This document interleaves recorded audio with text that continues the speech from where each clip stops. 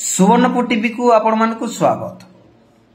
सुवर्णपुर निर्वाचन मंडली अंतर्गत रामपुर रुठारे नवनिर्माण कृषक संघर प्रार्थनी सोनाली बिसिंग नेतृत्व में रामपुर शिव मंदिर रे पूजा करी एक विराट शोभा यात्रा रामपुर बस्ती तहसील छक पर्यंत शह शह चाषी मानकु नै शोभा यात्रा अनुष्ठित होइतिला। एथिरे चाषी नेत्री सोनाली बिसी सीधा सलक एठाकार पांच थर विधायक होइतिबा तथा बहु पद पदवी रे मंत्री थिबा मंत्री को निज अंचलर कोनोसी विकास होई नै बोली अभियोग करथिले।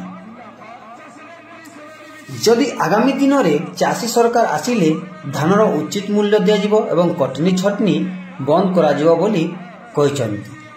चाषी माने को पई कोल्ड स्टोर करा जिवो बोली मध्य कहिसंती।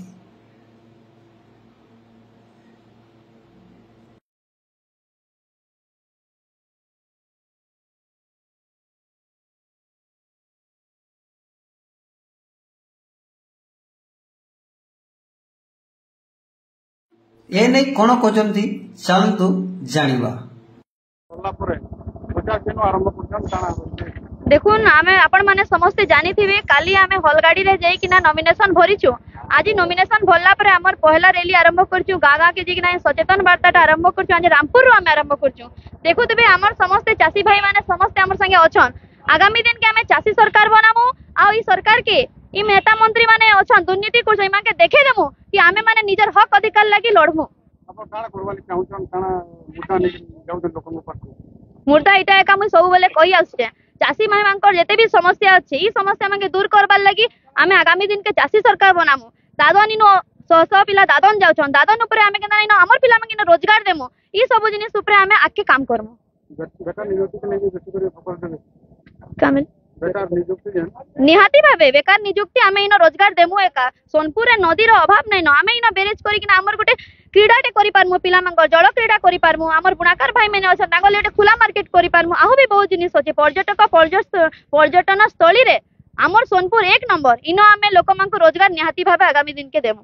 मनपुर गां एटा ए गां रे आपन केते ग्रहण कले फोटो आपण माने देखि पारुतिबे मंत्री को गां सेटा मैटर नु से मंत्री थिबे तांगर जगह रे हेले आमे यहां जे आसीचु हमर सरकार बनाबार लागि मंत्री जेन दुर्नीतिखोर मंत्री अछन समस्त जानिचु।